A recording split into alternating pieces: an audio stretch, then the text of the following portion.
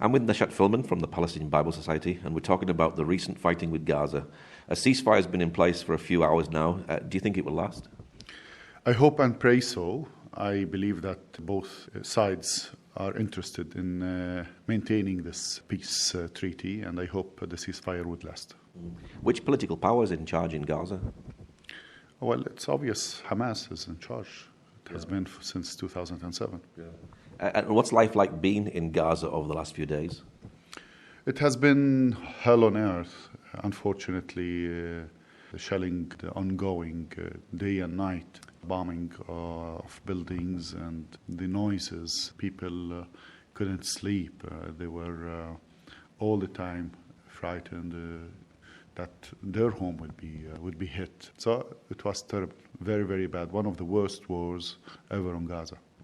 Must be very frightening sitting in your bed and just hearing explosions all around you.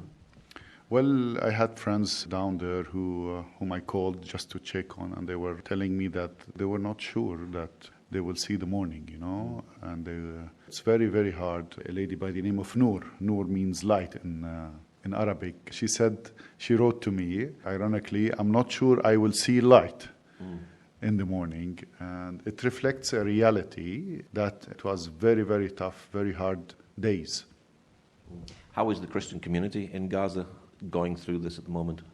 Well, the Christian community in Gaza, as the rest of the Gazans, have suffered a lot. So many have been displaced. They moved to safer areas, relatively safer areas within the Gaza Strip. Of course, I don't know if you heard, but the Rosary Sisters School have been hit with a rocket, from the Israeli side, which caused lots of damage in the compound. But praise God, the nuns were safe. Yeah, so they suffered a lot. It hasn't been easy.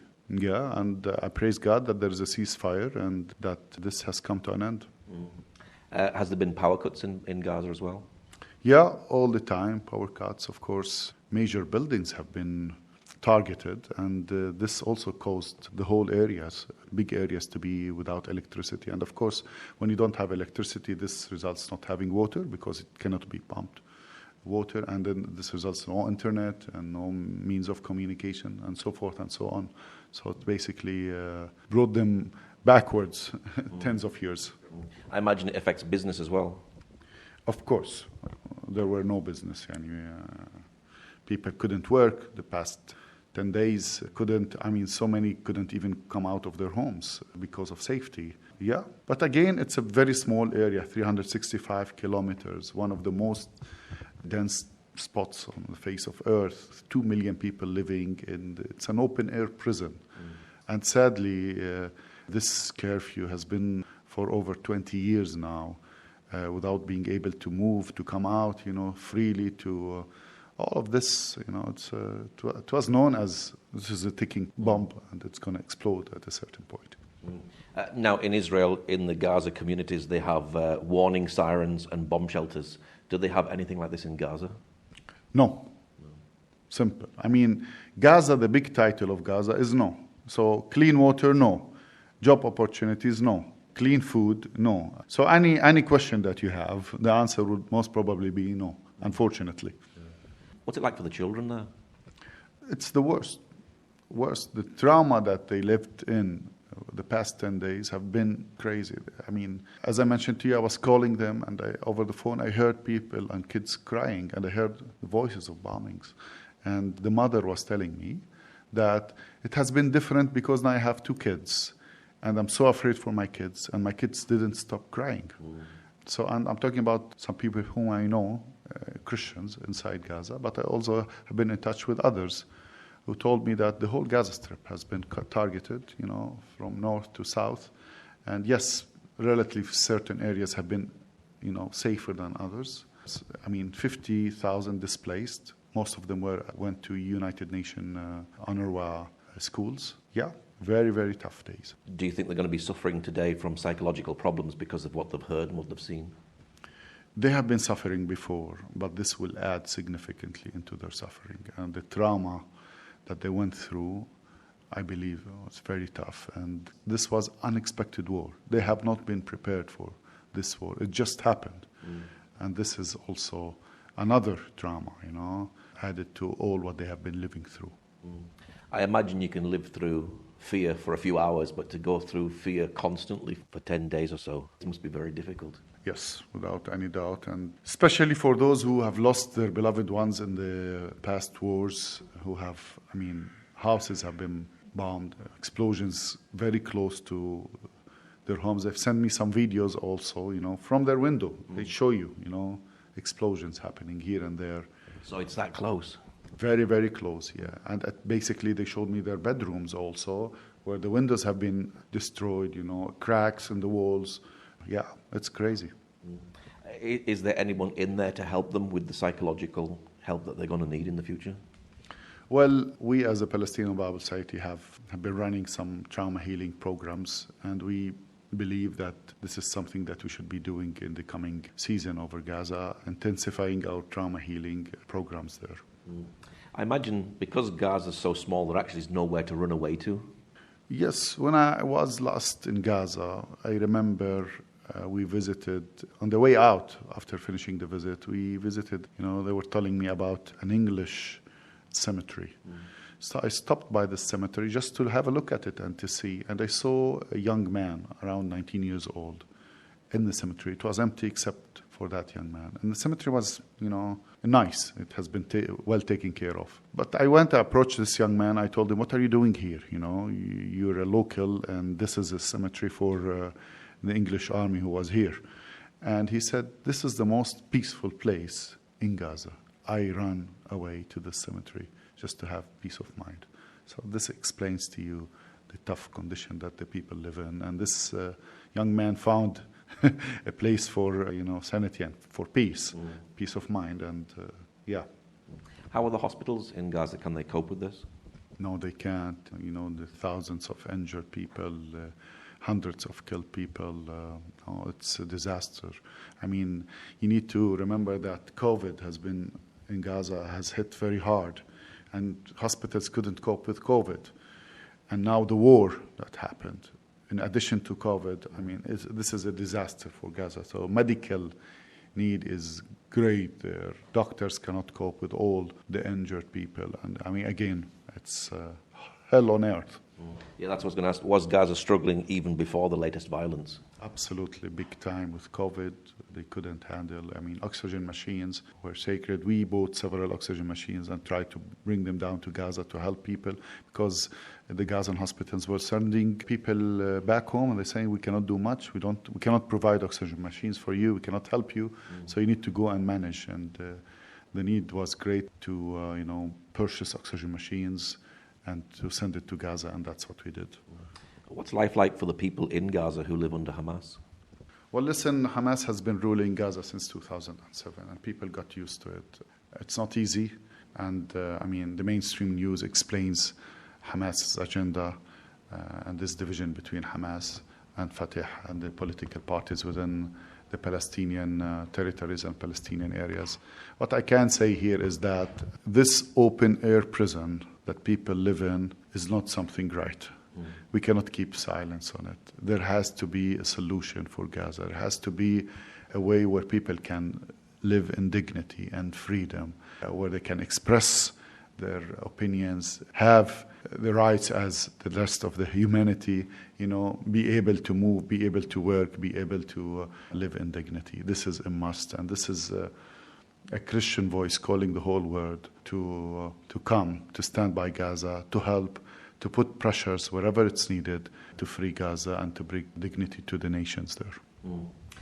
Do you have staff in Gaza? Yes, I do have staff members serving with us in Gaza. And how are they at the moment? They're doing, as the rest of the Gazan people, very tough days. Has been very, very hard for them, have been affected. Even our new office has been also damaged as a result of this war. Are you able to go into Gaza at all to help and to see the people? I've been banned from going into Gaza. I hope I'll be able to go to Gaza soon. I'll apply again. But yeah, one time we were together in Gaza. If you remember, I took you down to Gaza. And I think it's easier for you, Paul, as a British citizen, to go to Gaza than for me to go. But I'm going to continue trying, and I hope I'll be able to go. We have some of our staff who are able to go and have permits already. granted, and I have a team down there, yes. Have you heard stories of God's grace even through this difficult time and this conflict? Yes, with the sunrise every morning and the chat with the team there, and they say, praise God, we're still alive. That's a message of grace.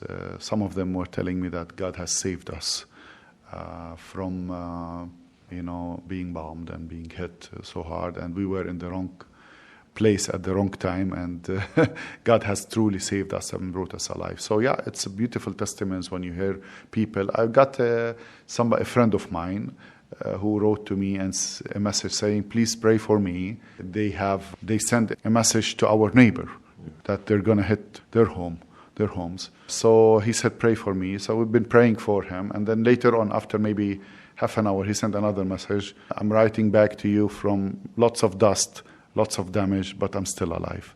So praise God for that. I know you have a heart for Gaza. It must be hard for you to hear these stories sometime. It's heartbreaking for any human to see what's going on in Gaza. I'm against violence, but at the same time, I'm against dehumanizing 2 million people and treating them like animals and putting them in open-air prison and not giving them the opportunity to live a normal life. This is sad, and I cannot, stay silent about this. And we as a Christian community, we as a community who believe in God and believe in humanity should act towards that. It cannot stay the same. It's impossible. I mean, again, if you look at history, war after war after war after war, curfew after lockdown after lockdown after curfew. That's it. It has to end. Israel and the local authorities have to come, and the whole international community has to come to a solution and resolve the issue of Gaza and help people, Even if you don't have fundamentalists, they will turn to be fundamentalists if you do not resolve their daily bread issues and their daily work and their daily life matters. So we have to move. What's your prayer for Gaza today? Well, I pray that the Gazans would see light at the end of the tunnel and that this war would be the last war.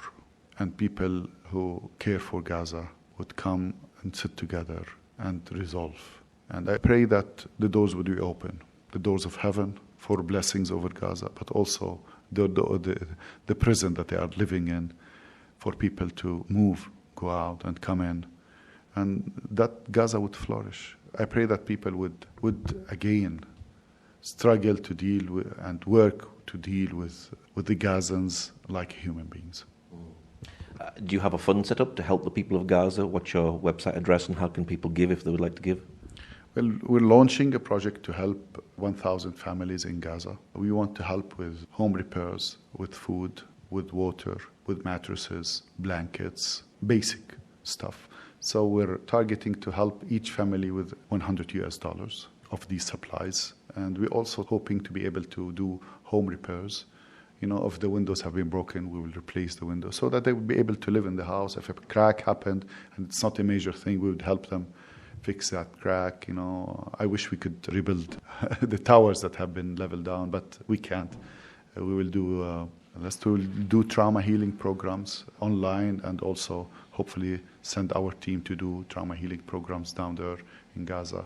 We support the Christian and the Muslim community with hot meals, with a package, what we call 20 shekels package. The package will contain water, a hot meal, and also 2 tuna fish cans and 7 loaves of bread. These are the initiatives that we are trying to help with, and we encourage people to contact us on our website, www.pbs-web.com. They can contact me as well directly on our Facebook, the Palestinian Bible Society, or Nashat, NASHATFL @gmail.com.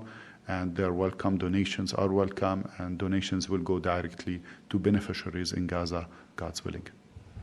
Okay, Nashat, thank you much. Thank you, Paul. God bless you.